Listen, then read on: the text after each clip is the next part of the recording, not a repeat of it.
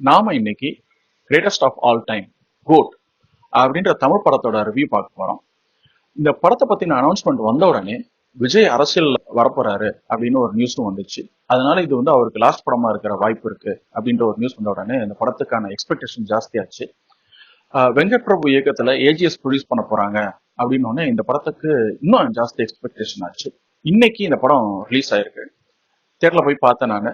இந்த படம் எப்படி இருக்கு, தியேட்டர்ல போய் பார்க்கலாமா அப்படின்றத பத்தி இன்னைக்கு ரிவ்யூல பார்க்கலாம். நம்ம சேனலுக்கு தான் ஃபர்ஸ்ட் டைம் வரீங்க அப்படின்னாக்க அவசியமா சப்ஸ்கிரைப் பண்ணுங்க. இந்த படத்தோட கதை அப்படின்னு பார்த்தோன்னாக்க விஜய், பிரசாந்த், பிரபுதேவா இவங்கெல்லாம் ஸ்டாட் அப்படின்ற ஒரு ஆன்டி டெரரிஸ்ட் குரூப்ல ஒர்க் பண்ணிட்டு இருக்காங்க. இவங்களோட பாஸா ஜெயராம் நடிச்சிருக்கிறாரு. பிரசாந்தோட ஒய்ஃபா லைலாவும் விஜயோட ஒய்ஃபா ஸ்னேகாவும் நடிச்சிருக்கிறாங்க. யங் விஜயோட லவ் இன்ட்ரெஸ்டா மீனாட்சி சௌத்ரி நடிச்சிருக்கிறாங்க. மோகன் ஒரு ரோக் ஏஜென்ட் நடிச்சிருக்கிறாரு. இந்த ரோக் ஏஜென்ட் ஒரு நியூக்ளியர் திருடிட்டு போறதா இவங்களுக்கு நியூஸ் வருது. விஜய் அண்ட் கோக்கு இந்த நியூக்ளியர் ரெக்கவர் பண்ற டாஸ்கை கொடுக்குறாங்க. இவங்க ஆப்பிரிக்கால போய் அந்த நியூக்ளியர் ரெக்கவர் பண்ணிட்டு வராங்க. இந்த ஹோல் ப்ராசஸ்ல மோகன் இறந்துடுறாரு. ரெண்டாவது டாஸ்கா விஜய் அண்ட் கோக்கு தாய்லாந்துல ஒரு டாஸ்க் கொடுக்குறாங்க. விஜய் அவரோட ஃபேமிலியோட தாய்லாந்துக்கு போறாரு.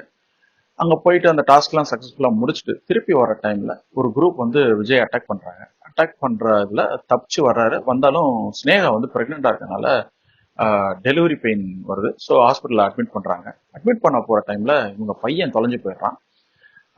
2 மணி நேரம் கழிச்சு அந்த பையன் இறந்துட்டதா ஒரு நியூஸ் வருது. அவங்க நேர்ல போய் பாக்குறாங்க. ஒரு கருகின பாடி கிடைக்குது. இதை பார்த்த உடனே ஸ்னேகாவுக்கு ரொம்ப கஷ்டமாயிருது. இவங்க ஸ்னேகாவும் விஜயும் பிரிஞ்சு வாழறாங்க. விஜய் சென்னைக்கு போயிட்டு ஃபீல்டு ஜாப்லாம் எனக்கு வேணாம், டெஸ்க் ஜாப் கொடுங்க அப்படின்னு சொல்லிட்டு இமிகிரேஷன் ஆஃபீஸரா ஒர்க் பண்ணிட்டு இருக்காரு. இப்படி ஒரு சூழ்நிலையில ரஷ்யாவுக்கு போக வேண்டிய நிர்பந்தம் ஏற்படுது விஜய்க்கு. ஸோ ரஷ்யாவுக்கு போனானாக்கா அங்க அவரோட பையனை பாக்குறாரு. அவன் பையனை சென்னை கூட்டு வர்றாரு. கூட்டு வந்ததுக்கு அப்புறம் ரொம்ப சஸ்பீஷியஸா நிறைய ஆக்டிவிட்டிஸ் எல்லாம் நடக்குது. என்னடா அது யார் பண்றாங்க அப்படின்னு இவங்க இந்த குரூப் தேட ஆரம்பிக்கிறாங்க. இவங்க தேடுற ஆள் கிடைச்சானா, விஜயோட ஃபேமிலியோட அவர் வாழ முடிஞ்சிச்சா அப்படின்றதுலாம் இந்த படத்தோட கிளைமேக்ஸ். இந்த படத்தோட ஃபர்ஸ்ட் ஹாஃப் செம மொக்கையாகவும், செகண்ட் ஹாஃப்ல இருக்கிற ஸ்டன் சீக்வன்ஸ், ரிவீலிங் சீக்வன்ஸ்லாம் ரொம்ப இன்ட்ரெஸ்டிங்காகவும் இருந்துச்சு. இந்த படத்தோட ஸ்கிரீன் பிளே அண்ட் டைரக்ஷன் ரொம்ப தடுமாறிடுச்சு நான் சொல்லுவேன். நான் ஒவ்வொரு கேரக்டரையும் இன்ட்ரோடியூஸ் பண்ண விதம் எதுலையுமே ஒரு நேர்த்தியோ இல்ல ஒரு விறுவிறுப்போ இல்லாம இருந்துச்சு. அதே மாதிரி இந்த படத்துல ஸ்னேகாவோட கேரக்டர் ஒரு எமோஷனல் ஆங்கரா இருக்க வேண்டிய கேரக்டர். ஆனா இதை ஒரு வடிவமைச்ச விதமும் அதை எக்ஸிக்யூட் பண்ண விதமும் ரொம்ப அதாவது 1970s வந்த படத்துல வர ஹீரோயின்ஸ் எல்லாம் எப்ப பார்த்தாலும் அழுதுட்டு இருப்பாங்க இல்லையா, அந்த மாதிரி டிசைன் பண்ணியிருக்காங்க. அது ரொம்ப கிரிஞ்சா இருந்துச்சு. எனக்கு கனெக்டே ஆகல அந்த அந்த கேரக்டரோட. அதனால இந்த படம் இந்த படத்தோட எமோஷனல் ஆங்கிள் ரொம்ப வீக்கா இருந்துச்சு. அதே மாதிரி ஒரு ஜோக் ஒன்று வரும். ஸ்னேகா விஜய எங்க போறீங்க அப்படின்னு நைட் எங்க இருந்தீங்க அப்படின்னு சொன்னப்போ, இல்ல எங்கேயோ போனேன்னு ஒரு பொய் சொல்லாரு. உடனே இவர் ஸ்னேகா உங்க ஃப்ரெண்ட்ஸ்க்கு எல்லாம் போன் பண்ணி கேட்டோன்னே எல்லாரும் ஆமாமா என் கூட தான் இருக்கிறேன் அப்படின்னு சொல்லுவாங்க. இது யூடியூப்ல 1000 வருஷத்துக்கு முன்னாடி எல்லாரும் கேட்டு கேட்டு ஒரு ஓஞ்சு போன ஒரு ஜோக்கு. அதை படத்துல எடுத்து யூஸ் பண்ணியிருக்காங்க அப்படின்னு பாக்குறப்போ இவங்களோட கிரியேட்டிவிட்டி அவ்வளவு அழகா தெரியுது நம்மளுக்கு. இந்த படத்துல எமோஷனல் சீன்ஸ் எல்லாமே ரொம்ப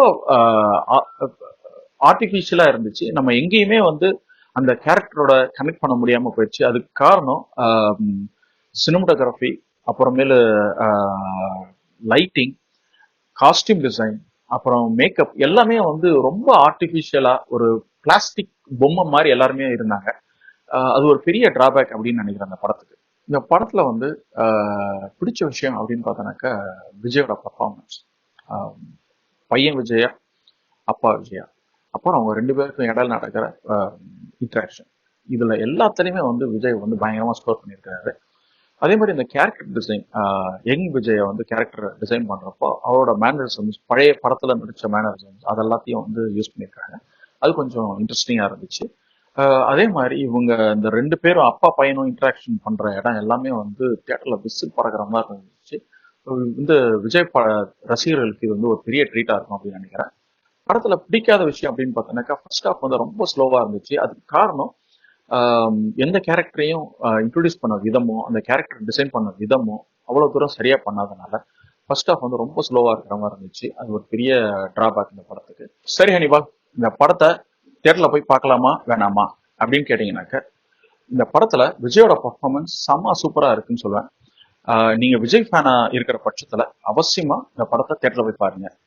நீங்க ஒரு மூவி பஃபா இருந்தீங்கன்னாக்க முடிஞ்சா தியேட்டர்ல போய் பாருங்க, இல்லைன்னா ஓடிடில பாருங்க. இந்த படத்தை பத்தின ரிவ்யூ உங்களுக்கு பிடிச்சிருந்ததுனாக்க லைக் பண்ணுங்க, ஷேர் பண்ணுங்க, சப்ஸ்கிரைப் பண்ணுங்க. நீங்க இந்த படத்தை பார்த்துருந்தீங்க அப்படின்னாக்க உங்களோட தாட்ஸை கமெண்ட்ல போடுங்க. இன்னொரு நாள் இன்னொரு ரிவ்யூல சந்திப்போம். அது வரைக்கும்